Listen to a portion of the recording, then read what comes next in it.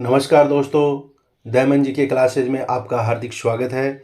दोस्तों, आज हम पढ़ने जा रहे हैं हमारा राजस्थान कक्षा 6 का अध्याय 3 इतिहास जानने के स्रोत। हमारे लेसन का नाम आज इतिहास जानने के स्रोत कि इतिहास का पता हमें किन किन चीज़ों से मिलता है, इतिहास जानने के क्या क्या स्रोत हैं, किन स्रोतों से हमें इतिहास का पता चलता है। दोस्तों, प्राचीन काल के इतिहास के अध्ययन से हमें सभ्यता के क्रमिक विकास का ज्ञान होता है। प्राचीन काल का जो इतिहास है उस इतिहास को हम पढ़ेंगे तो इतिहास से क्या होगा, हमें क्रमिक सभ्यता जो है उसका क्रमिक विकास का ज्ञान हमें होता है, क्रमबद्ध ज्ञान हमें होता है कि कौन से समय में क्या घटना घटित हुई, कब मानव जीवन कैसा था, वेशभूषाएं, रीति रिवाज, परंपराएं, समाज कैसा था। ये सब हमें कहाँ से पता चलता है? इतिहास से पता चलता है। इतिहास जानने के अनेक स्रोत हैं जिसमें मुख्यतः 2 भागों में विभक्त किया गया है। इतिहास जानने के अनेक स्रोत हैं लेकिन मुख्य रूप से 2 भागों में इनको बांटा गया है, पुरातात्विक और साहित्यिक स्रोत।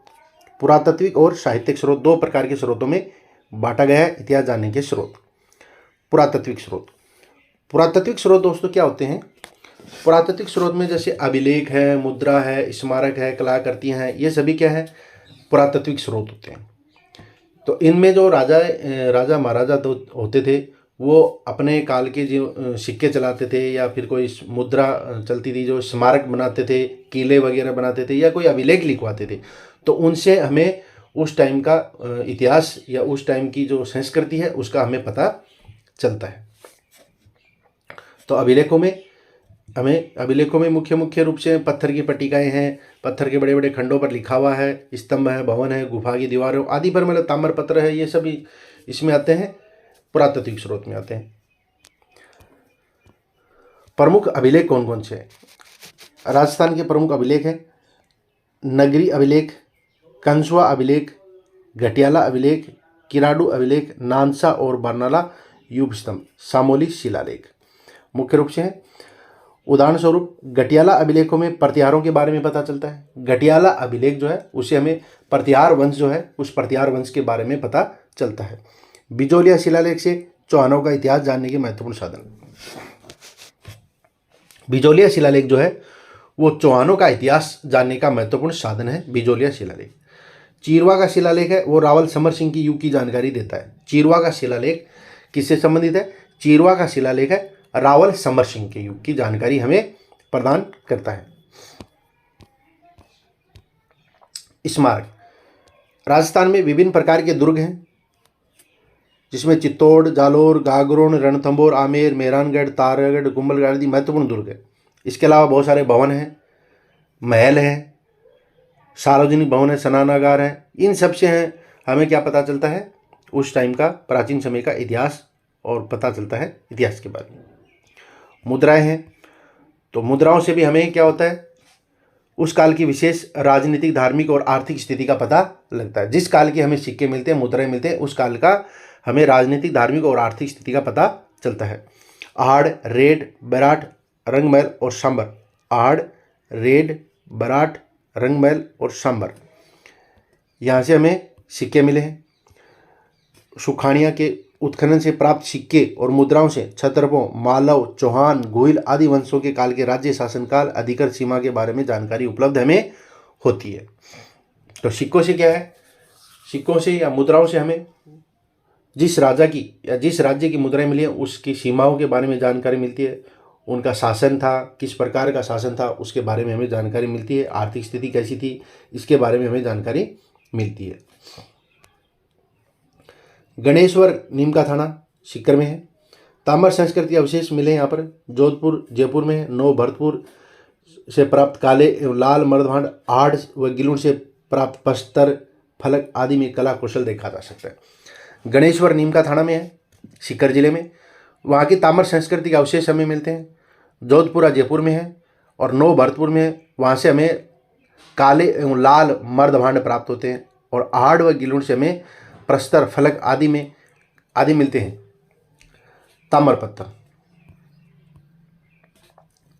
तांबे के छोटे बड़े पत्थरों पर खोदे गए लेखों को ताम्र पत्थर कहते हैं।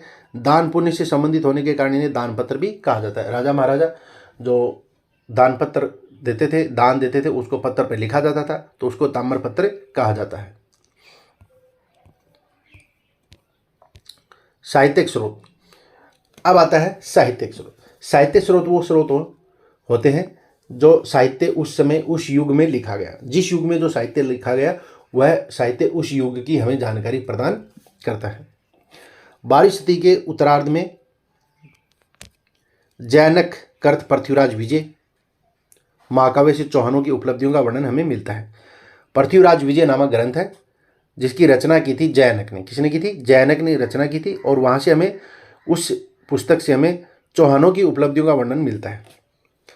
नयनचंद्र सूरीकृत हमीर महाकाव्य से चौहानों के इतिहास के साथ साथ अलाउद्दीन खिलजी के रणथंभौर विजय के बारे में और उस समय की सामाजिक धार्मिक स्थिति के बारे में भी हमें पता चलता है।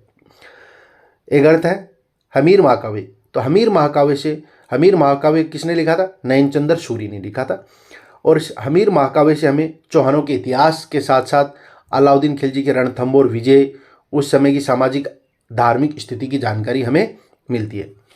राजस्थानी साहित्य में पृथ्वीराज रासो, अचलदास खिचीरी वचनिका, पद्मनाभ कर्त कानड़देव प्रबंध, बीकानेर के दलपत सिंह कर्त दलपत विलास, खिड़िया जग्गा कर्त वचनिका आदि विशेष उल्लेखनीय है।